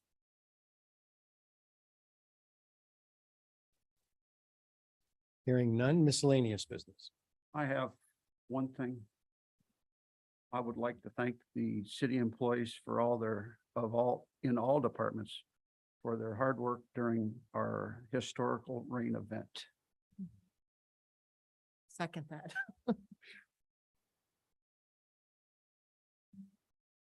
Okay, anybody else? I have a couple questions, Mr. Huckabee. The one is, the passing zone down there by Lake Park, I got another complaint about being dangerous. It's a blind spot. A resident called me, told me they almost pulled out while someone was passing going westbound. And if we could get that changed down there, that'd be great. I did go look at it and I agree with you. That being said, acquisition of yellow paint. So we will address it. I can't give you a definitive timeline on when we can address it, but I agree with you. That should not be a passing lane in front of a intersection, and it should be double yellowed. So. I appreciate that.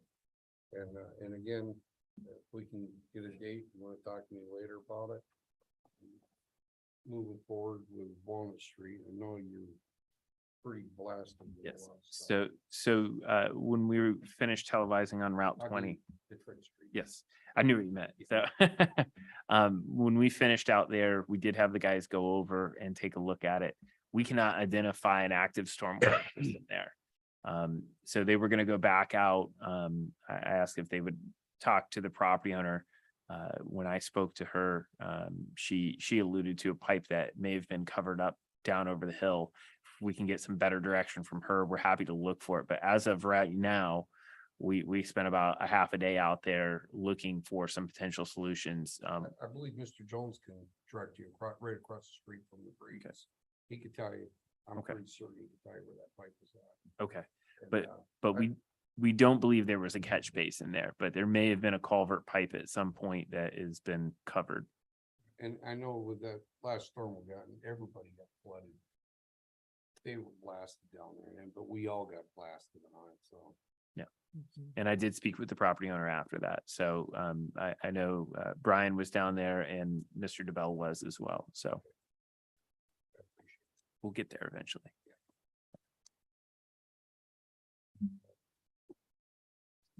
I just want to say, go Guardians. You are doing good. Yes. It's tied 1-1 right now. Okay, anybody else for miscellaneous business? I have a question for Mr. Hockaday, since we signed over Dean Avenue Park to the Port Authority, and they've been maintaining it quite Mhm. well. They made a lot of improvements down there. Now will Oasis be maintaining? That was not assigned to them, Okay, now who's gonna maintain it? Port Authority. Port Authority still is, okay. Very good. What was that, Tom? What you were talking? I'm sorry. Dean Avenue. Dean Avenue. It's looking good. Park, have you seen the improvements? Yeah, it's down there? looking really good. Looks nice. Equipment, yeah, they've really Mhm. done a lot of work down there. Looks very nice. Yeah, they, You know, and I think it's the first time that it's been, I don't know, may have been in the past, but when they mow the edge every time, the sidewalks, and they really Mhm. step up with. And it. I believe they were going to install the ice skating rink. Right. yes, that's coming. They already painted the pickleball Mhm, I courts. saw that. Yeah, and the skating rink is coming. I believe a sign is coming too. I'm gonna play pickleball and I'm gonna ice skate. Let's see. All right. Gonna film that. We're gonna film that. Yeah, yeah. That's funny. We're gonna film that. Not so much the There's another- pickleball. Yeah. Let us know. There you go. Ground there, and I think they're gonna put another light.